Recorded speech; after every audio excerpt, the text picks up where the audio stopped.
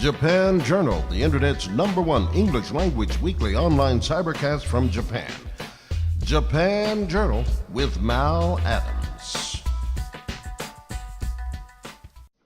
This is probably going to be and I'm going to say this at this table, the most pro-black president that we've had in our lifetime, because, and I try to, analyze the people that I encounter. This president actually wants to prove something to our community, our faith-based community and our ethnic community. The last president didn't feel like he had to.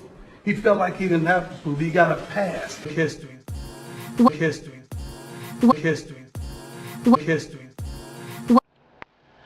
In case you missed it, 45 sat down with a group of hand-picked inner-city pastors from all over the country during a White House roundtable the other night that was intended to focus on prison reform efforts. In the past, 45's meetings with black preachers have been very controversial. The opposing sentiment has been that Trump appears to be more interested in a photo op and media hype about his so-called black agenda, which appears to many critics to be one more of form than of substance.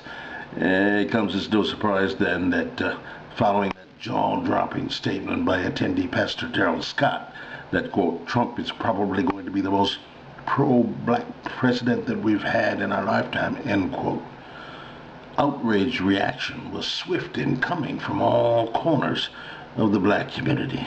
Check this out. I want to talk about chairs with no legs. Black preachers sitting at the table with the president. It's not going to take me long. First of all, I want to establish that the role of the prophet is never to comfort the king or to comfort the leader, but to challenge the leader. When they went around that table, did you all check him for disrespecting Aunt Maxine Waters? When he went around that table, did you in any way talk about any first-time buyers program and money for entrepreneurship in the communities that you pastor? Did you say anything? No, you didn't. Because they told you, going into the meeting, there will be no questions. So you went in there as prophets representing urban centers and couldn't ask them anything. Why did you not risk being arrested? Why didn't you risk being thrown out? What merit, what value did you think going back to pastor and preach to poor, struggling, and oppressed people, did you think you were going to have to say, I got to meet the president? And I want to know, when Darrell Scott said that Donald Trump will be the greatest asset to black America in the history of this nation because Obama has done nothing, I want to know how none of you around the tables didn't say a word. None of you corrected him. None of you challenged him. None of you said he was out of order. Can you imagine? They should have done their homework, because if they had done their homework, they would have known that President Trump has ramped up mass incarceration by instructing Attorney General Jeff Sessions to revitalize the war on drugs. They would have known that of the 87 picks for federal judges, 85 have been white and just one has been black and one has been Hispanic. They would have known that President Trump supported the Department of Justice engaging in unlawful voter purges, making it difficult for blacks to go and vote. They would have known that Trump is ending protection for predatory lenders, which disproportionately harm black people. They would have known that he is ignoring the affordable housing crisis by ordering HUD to triple the rents of poor tenants in public housing, which mostly affect black people. Do your homework. They would have known that he is proposing cutting $200 billion over the next 10 years from supplemental nutrition assistance programs that will bring more hunger in black and brown communities. They would have known that Trump is worsening the health of black communities through environmental deregulation, which disproportionately harms black people through exposure to pollution. Now, that's just a few on the policy side, but you don't have to go too far to ask what about him personally would make me know that he is not pro-black. I'm glad you asked, because in 1970, Trump's real estate company tried to avoid renting apartments to black tenants and gave preferential treatment to white tenants. He began his 2016 presidential campaign with a speech disparaging Mexican immigrants as criminals and rapists. Y'all remember that? In 2016, he said of people of color, you are living in poverty, your schools are no good, you have no jobs. Hold on, I'm a product of a HBCU, and I'm a product of black school systems and black teachers. Don't you ever tell me that my black schools are...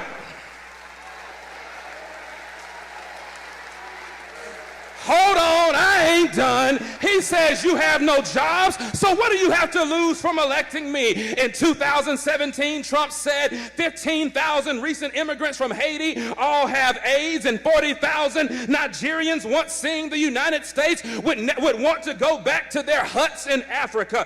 He spent years suggesting that the nation's first black president was not a citizen of these United States. He called Puerto Ricans who's criticized his administration's response to Hurricane Maria. He called them politically motivated ingrates. Hold on, but he called those who marched beside white supremacists in Charlottesville, Virginia, he called them very fine people. He hired Steve Bannon, a white nationalist, as his chief strategist. He called Haiti and other African nations S-hole countries, and he's taking credit for an economy that has not been built on his administration, but was built on the backs of 8 years of hard work under the Obama administration. Negroes, please, don't you come up in here talking about this is the most pro-black president that you have ever seen, when the record suggests that he cares nothing about people of color.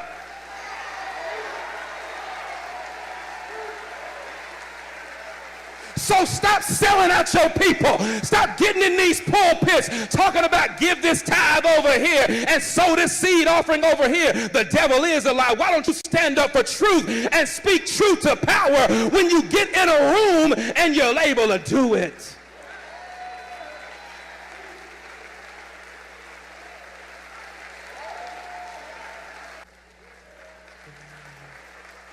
Arguably one of the greatest basketball players that will go down in history, LeBron James, decided that he was going to open up a public school for kids in the community that he grew up in. Now that's prophetic.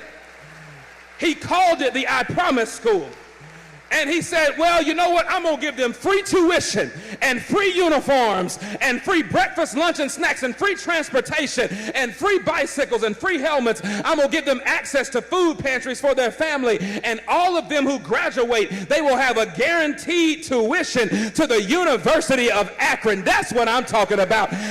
And when President Trump sat and criticized LeBron James and Don Lemon, I love the clap back that Don Lemon gave. LeBron is not putting kids in cages, he's putting them in school. And is there anybody up in here, you know that when God calls you to stand, you're going to make some promises to your God. I promise to fight for underserved communities. I promise to fight for the marginalized. I promise to fight for the poor, to fight for the prison and criminal justice reform. I promise to stand against bigotry, and I promise to preach the word in season and out of season. I promise to rebuke and reprove, exhort and encourage. I promise in the face of power, I will always stand for justice, because if it had not been for the Lord on my side, standing for me when I couldn't stand for my doggone self, I don't know where I would be. Is there anybody up in here? I'm done, y'all, but I feel my soul getting happy within me that we will be a church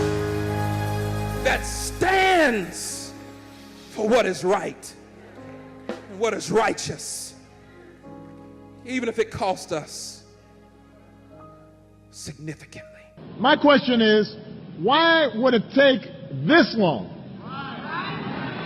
for Republican senators and Republican congressmen and Republican governors and state reps and state senators, why would it take you this long to figure out that Donald Trump shouldn't be president? If you've made a career of idolizing Ronald Reagan, then where were you when your party's nominee for president was kissing up to Vladimir Putin, the former KGB officer?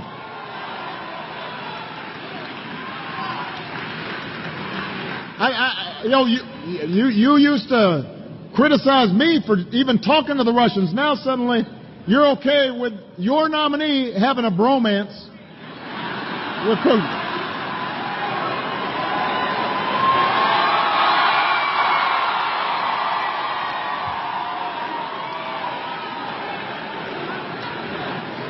If you come from a family of immigrants, like almost everybody here does unless you're Native American, where were you when your party's nominee for president called immigrants criminals and rapists? If you're a Republican official or leader out there and you've run for office on family values, why wouldn't you walk away from him months ago when you heard your nominee for president call women pigs and dogs and slobs and grade them not for their character or their intellect, but on a scale of 1 to 10? You don't have to be a husband or a father to stand up for women. You don't have to have a disability to say it's wrong to mock somebody with a disability.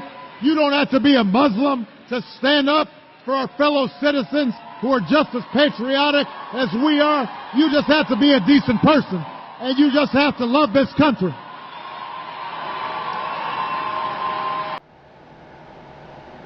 So everybody, thank you very much for watching. Admittedly, this is not intended to be an objective piece. It is rather one-sided, demonstrating and reporting on the opposition to what took place at the White House the other day. And let me know what you think. Look forward to seeing your comments below. Be polite. And as we close, let me play this little piece for you. It speaks volumes to the nature, the character, and the morality, or lack thereof, of 45, while sitting there in a room filled with black ministers, praising him, sucking it all up, and playing touchy-feely with the sister sitting next to him who convened the meeting for him and handpicked all the participants. Watch this little bit of nonsense.